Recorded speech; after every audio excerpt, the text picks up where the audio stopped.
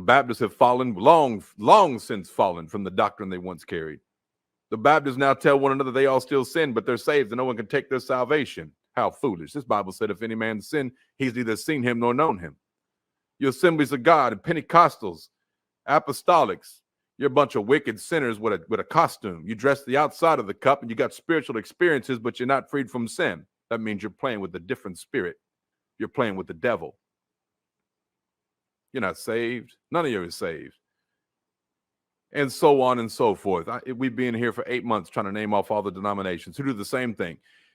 Y'all argue over the silliest things. I get dipped in water. Oh, we get saved first, then dipped in water. Another group says, no, we get dipped in water, then we're saved. Another one says this. Another one says that. None of you are free from sin, so all of you are fake.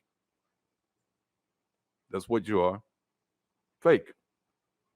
And you can't receive the truth because that means all of you and your friends are in trouble. Well, that's just too bad now, isn't it? If all of you are in trouble, you're just in trouble. And it's up to you when you find out you're about to drown to either sink or swim. Most of you don't like the idea of swimming because that you're lazy. You're a lazy individual. You don't want to have to do anything at all. And so you just stay in your sin and tell yourself, I'm not worried about this. Well, that's why you're deserving of the punishment that you got coming. Look, Jesus didn't die for us to carry on in sin. He died for your sin so you could receive his righteousness, he make you holy. The just for the unjust. But you trample him under your feet. You claim his name and still walk in sin. And some of you disgust me. And I'm being honest. I'm just being blunt. Some of you make my gut turn. You make the spirit in me grieve, the Holy Spirit. You claim Jesus and you put a good game up here, posting little Bible verses here and there on this little internet, coming to these Bible studies. You smile on everybody's faces, right? Happy to see you. Happy to see you. Oh, praise Jesus. But you sit there with your own family and friends who are filthy sinners and you just have it that way and think you're good to go. You are reprobate and you will be rejected at harvest. You will burn, and rightly so.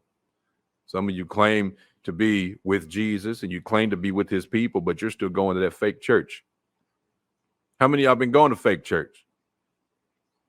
If you go to them, you're going to burn with them. The Lord told you, be ye separate.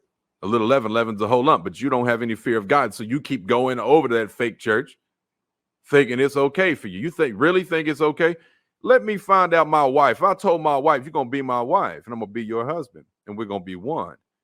But she keeps tiptoeing over there to some ex-man of her past life. Do you think that's going to carry on with good intention? That, oh, it's all good and everything's fine? No, it's called adultery. She's finna get cast out, never come back, right? Let's be honest. How much more so the holy God of heaven who told you that he's a jealous God? You claim his name, but you walk in sin and mix with those who are in sin, who he is not a part of. You are spiritual adulterers and adulteresses. What's the penalty for adultery? Does everybody know it? It's death.